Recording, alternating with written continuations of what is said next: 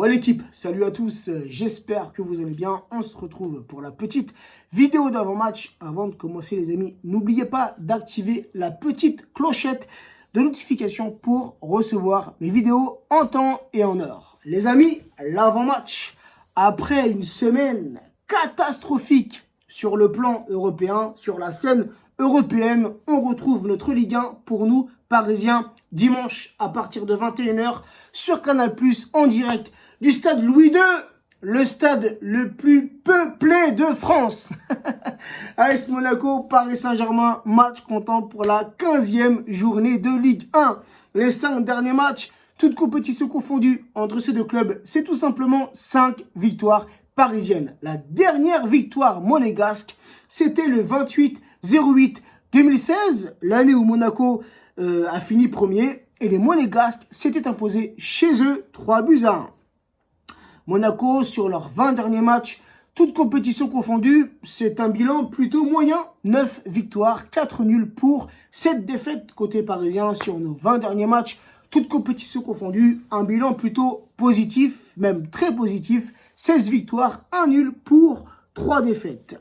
Lors de la précédente journée de Ligue 1, l'AS Monaco s'est déplacé à Bordeaux, victoire bordelaise de 2-1. Le Paris Saint-Germain recevait Lille à domicile, victoire parisienne 2-0. Et on a eu cette semaine, mardi soir, en Ligue des Champions, le Paris Saint-Germain qui s'est déplacé à Madrid au Bernabéu, score final de partout.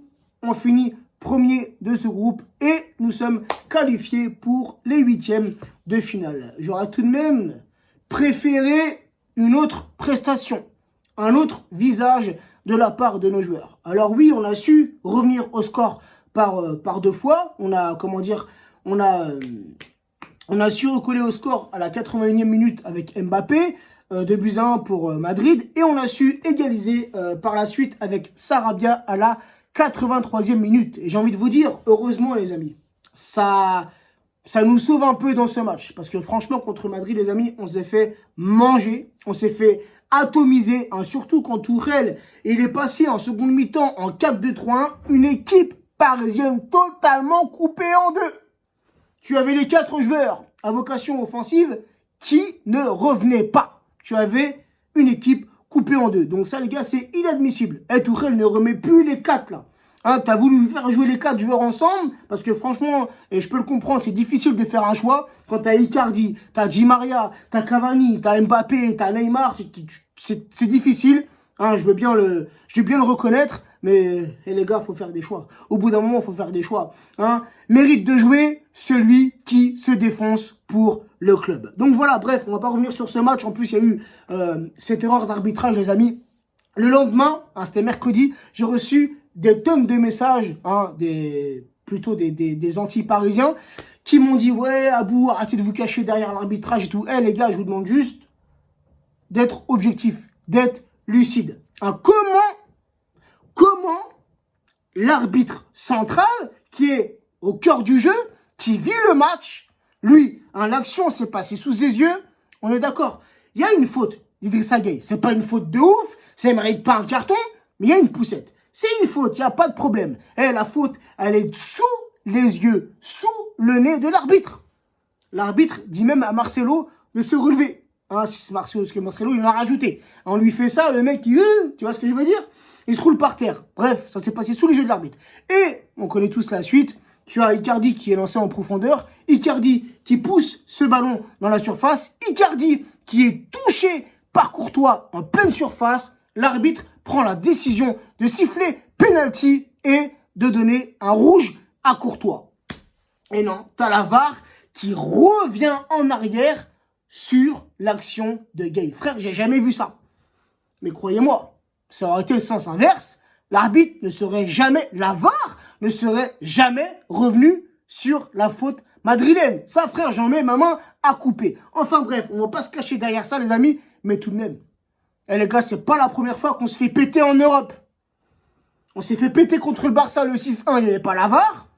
L'an passé, il y a la VAR avec Manchester, on se fait péter. Et sur ce match, on se fait péter. Même s'il n'y avait pas un enjeu de ouf sur ce match face à Madrid, on s'est fait péter, frérot. Faut le reconnaître. Bref, Les gars, on va pas s'éterniser là-dessus, ça commence déjà à monter au cerveau. Bref, c'était juste pour... voilà, juste pour revenir sur ça, parce que franchement, j'ai reçu des tonnes de messages, les frérots, et des fois, des messages, ça rend ouf, frère. Et il y a des gens, tu peux être anti-parisien, tu vois, tu peux ne pas aimer ce club, il n'y a pas de problème. Hein, j'ai des amis, moi, qui supportent tous les clubs, il n'y a aucun souci. Je m'entends bien avec tout le monde. Mais au bout d'un moment, les amis, faut rester objectif et lucide. Si ça aurait été le sens inverse, Navas aurait fait la même chose sur Benzema, j'aurais dit, oui, frère, il y a rouge, il y a penalty, c'est logique, frère. Vu l'action, c'est logique. Bref. Un petit retour sur le classement de la Ligue 1. À la 14e place, c'est l'AS Monaco qui fait un début de saison assez moyen. Clairement, Monaco, avec l'effectif que l'AS Monaco a cette saison, il ne mérite pas d'être à la 14e place. Bref, avec 18 points, 5 victoires, 3 nuls, 6 défaites, 21 buts marqués pour 24 buts encaissés. Le Paris Saint-Germain, toujours leader du championnat avec 33 points, 11 victoires, 0 nul, 3 défaites, 30 buts marqués pour 8 buts encaissés. La petite compo, les amis, que j'aimerais voir pour dimanche soir, le 4-3-3 avec Navas dans les cages parisiennes, Meunier, latéral droit, Bernat, latéral gauche, la charnière. Et là aussi, les amis, faut en toucher un mot. La charnière, Kimpembe Silva. C'est bien beau, Ligue 1, ça nous réussit. Mais les gars, là, mardi soir, on s'est fait manger. Hein, même si Silva n'a pas été aussi dégueulasse que ça, Kimpembe est un peu à la ramasse sur ce match.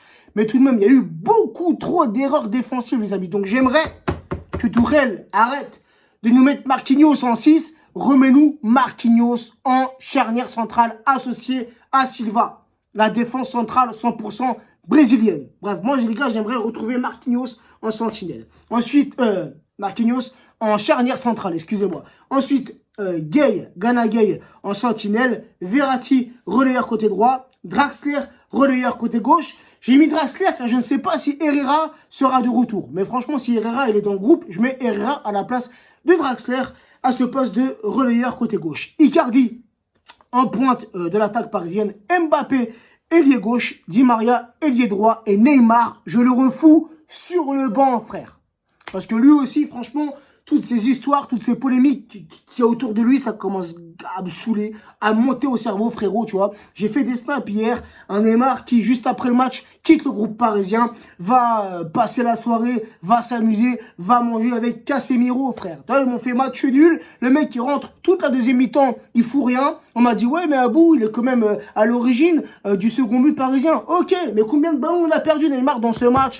Combien de fois Neymar n'a pas fait le repli défensif pour venir récupérer le ballon qu'il a perdu? Ça aussi, les gars, j'en ai marre. Hein, que ce soit Neymar, Mbappé, Di Maria, Icardi. Parce que franchement, mardi soir, on les a pas vus revenir à la perte du ballon. Ça, c'est inadmissible. Sur un match avec autant d'intensité, tu n'as pas le droit de marcher après avoir perdu le ballon. Fournis les efforts nécessaires pour venir récupérer le ballon que tu as perdu, frère. On apprend ça dès qu'on est tout petit. Tout petit, on apprenait ça, même si t'es un joueur offensif, tu perds le ballon, fais le travail, mouille-toi, arrache-toi, viens récupérer la balle que t'as perdue. Putain, les gars, c'est des pros, merde. Bref, Abou, calme-toi. C'est qu'en avant-match, frérot, je suis excité, je suis énervé. Un petit bilan sur les 43 derniers matchs de Ligue 1 qui se sont joués entre Monaco et le Paris Saint-Germain. C'est 14 victoires pour le Paris Saint-Germain, 17 victoires pour l'AS Monaco et 12 matchs nuls. Donc voilà les amis, ma petite compo et mon petit prono. Je vois tout de même une victoire parisienne. L'AS Monaco qui, malgré une très très bonne attaque, on a un Ben Yedder en feu qui est deuxième meilleur buteur de Ligue 1 avec 9 buts, juste derrière Dembélé si je me trompe pas. Reprenez-moi en commentaire si je me trompe. Mais voilà, on a Monaco, c'est tout de même une bonne équipe. Ils ont un très bon collectif, mais n'arrivent pas à jouer ensemble. Voilà, combien de fois on a vu cette saison Monaco ouvrir le score et se faire rattraper par la suite. Donc c'est pour ça les amis que moi, je vois une victoire parisienne, 1-2 pour le Paris Saint-Germain. Sur ce les amis, prenez soin de vous, prenez soin des vôtres et abonnez-vous, commentez, partagez. N'oubliez pas d'activer la petite clochette. Donnez-moi en commentaire votre prono, votre compo. Les amis, je vous kiffe de ouf et à très vite. Ciao l'équipe. Les amis, juste une petite précision. Quand j'ai dit au début de ma vidéo une semaine catastrophique sur la scène européenne, je parlais des clubs français. hein, pas spécialement du Paris Saint-Germain, mais de tous les clubs français qui ont joué cette semaine en Europe. Ligue des Champions, Europa League, catastrophique les amis. 0 victoire pour les clubs français. On est la risée de l'Europe, frère.